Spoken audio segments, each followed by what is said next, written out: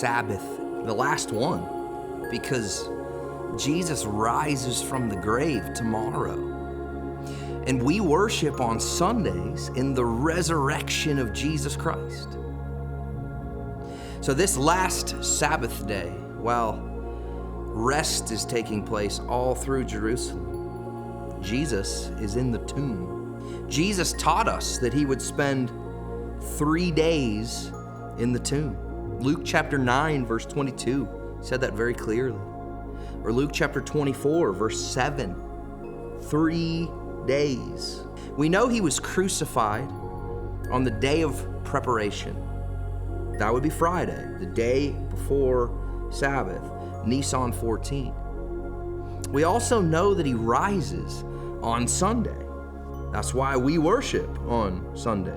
So the way the Jews kept time, or maybe better, the way they counted their days, was a little bit different than we do. If I said to you, one day, you would maybe think about a 24-hour period. But for the Jews, one day meant any portion of that one day, you would count that as day one. Jesus saying, I go to the grave for 3 days, in the Jewish mind, there's no problem with him being in the grave Friday before sunset, all day Saturday, and then Sunday after sundown on Saturday.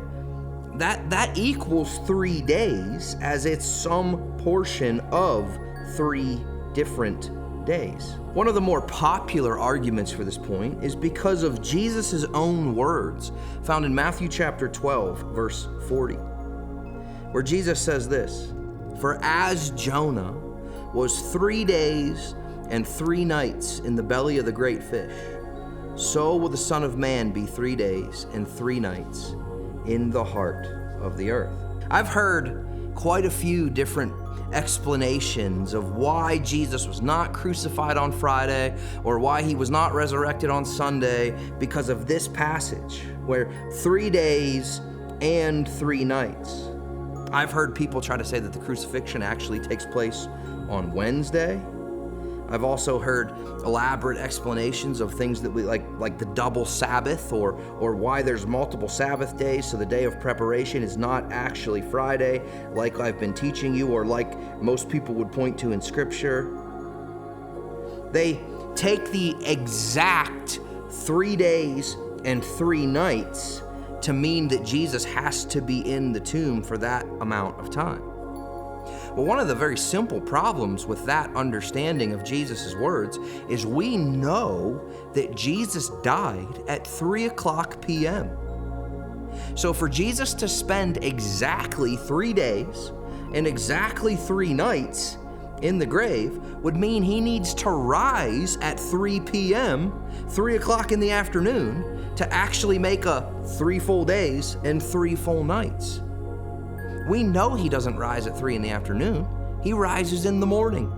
And the women come on the morning after the Sabbath, and they come to the tomb and they find a resurrected Jesus Christ.